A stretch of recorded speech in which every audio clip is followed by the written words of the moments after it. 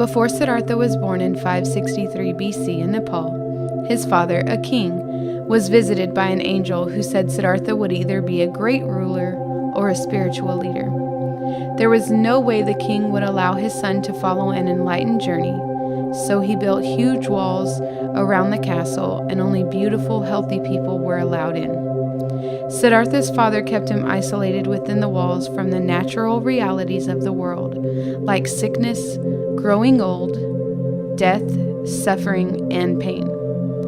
Even though he was isolated, Siddhartha developed the skills of a warrior. He learned to meditate and other spiritual practices.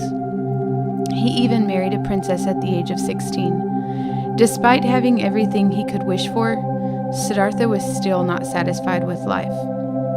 By the age of 29, Siddhartha asked his father many times to see the land outside of the castle walls. Finally, the king allowed an excursion with guards.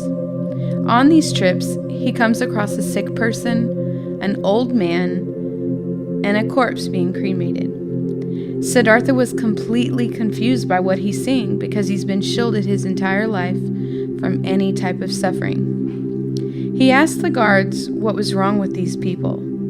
The guard gives Siddhartha the truth about life. He tells the young prince that everyone gets sick, everyone gets old, and everyone dies, Siddhartha included. After seeing these events, Siddhartha realizes that he's never been satisfied with life as he knew it. To end the suffering within himself, he decided to leave the castle, his wife, and the newborn son. After leaving the castle, he spent many years studying with gurus and teachers to find his inner peace. After many failed attempts, Siddhartha decided to take a path of renunciation, starving himself of food and water until near death. He realized this path brought nothing but delusions and doubts rather than clarity. Siddhartha started eating, drinking, and bathing again, while trying to find a middle ground between life of starvation and a life of luxury. Now healthy, Siddhartha decided to sit beneath a fig tree for as long as it took to find the end to suffering and pain.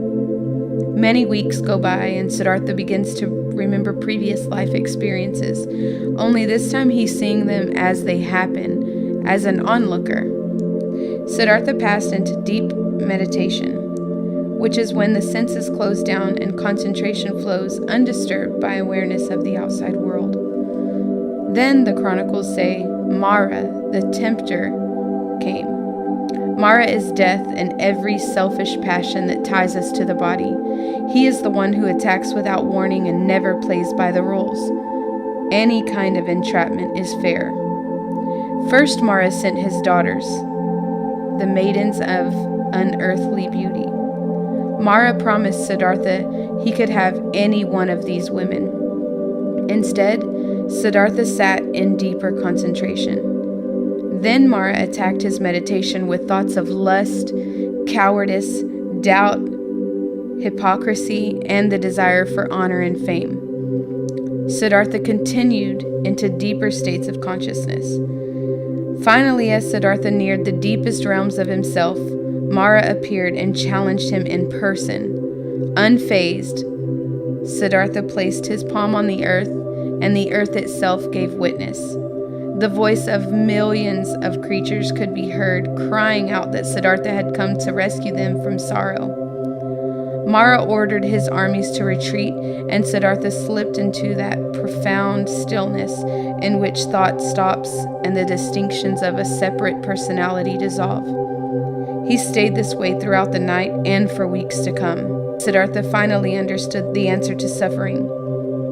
He became the Buddha, meaning the awakened one. Buddha said, everyone desires an end to suffering and sorrow. To those who will listen, I will teach the Dharma, the method for becoming enlightened. And for those who follow it, the Dharma itself will set them free. Although the Buddha taught many different things, his two major teachings were about the Four Noble Truths and the Noble Eightfold Path. The Four Noble Truths comprise the essence of Buddha's teaching, though they leave much left unexplained. They are the truth of suffering, the truth of the cause of suffering, the truth of the end of suffering, and the truth of the path that leads to the end of suffering. The Noble Eightfold Path consists of 8 practices: right view, right resolve, right speech, right conduct, right livelihood, right effort, right mindfulness, and right concentration. It teaches that by restraining yourself, cultivating discipline, and practicing mindfulness and meditation, you attain nirvana and stop craving and clinging, thereby ending our suffering.